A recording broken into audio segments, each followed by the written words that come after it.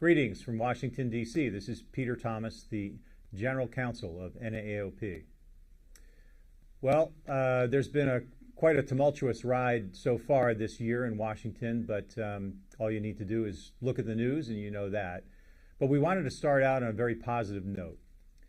The NAAOP Board of Directors made the selection and announced the 2025 George and Dena Breece Fellow, Annika Berlin. We're grateful for that Annika's applied to this fellowship. We're looking forward to working with her for a 10-week period this summer, starting in late May on this paid fellowship. She'll be working in the NAAOP national offices alongside me, learning about orthotic and prosthetic policy and advocacy in the context of the broader rehabilitation and disability set of issues. Congratulations, Annika. We welcome you. From a substantive perspective, let me start by talking a little bit about the risks we face with respect to orthotic and prosthetic research and development. NAAOP cut its teeth on establishment of the National Center for Medical Rehabilitation Research at NIH way back in 1990.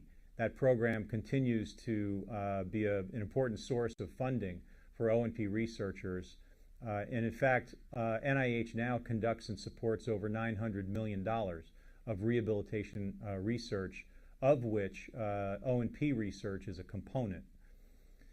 The changes at NIH that have been announced by the new administration are somewhat alarming. 1,200 people have been either furloughed or fired, including some people that we used to work with routinely. There's been real concern about restructuring NIH and what the fate of the NCMRR, the National Center for Medical Rehab Research, will be. And we just don't know the answers to those questions yet. We're working hard on that, and we're going to continue to represent NAAOP and the O&P field as proactively as we possibly can to ensure that NIH continues to be a good funding source for orthotic and prosthetic research. You know, earlier this year, we thought that the Department of Defense outcomes research program for O&P was going to be essentially zero funded, and that O&P wouldn't have the ability to obtain research grants from the Department of Defense. DoD runs a program called the CDMRP. That stands for the Congressionally Directed Medical Research Program. And ultimately, orthotic and prosthetic outcomes research has been funded at that program since 2014. We did have very important and good report language in the bill, in the Senate version of the bill, earlier this year. But when Congress decided to pass a continuing resolution to fund the federal government through the remainder of the fiscal year, we thought that that report language dropped out of the bill, because that's what happens when you pass a continuing resolution. But in fact, we learned just recently that it did not. So orthotic and prosthetic researchers still may apply for research grants under the program, and we do hope that those will be favorable once the competitive process runs its course.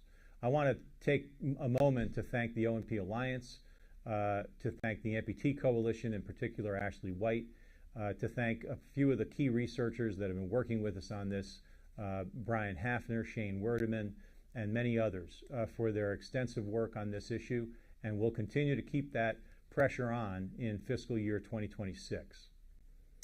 So the final issue I wanted to mention was the NAAOP spearheading efforts to try to expand coverage of anti-obesity medications. Why would we devote time to this issue? Because obesity has a very strong correlation to mobility disabilities, is also correlated highly with diabetes and peripheral vascular disease, and therefore limb loss. And so NAAOP has rallied the troops. We've gotten 58 national nonprofit organizations to support a proposal that the Biden administration put forward, comments for which were due at the end of January. We met with the White House over the last month. Nikki Grace Strader from our board was one of those participants and did a wonderful job telling her own story. Unfortunately, the final rule just came out last week, and the Trump administration, I guess you could say, punted on this issue. They didn't decide one way or another to expand coverage of anti-obesity medications.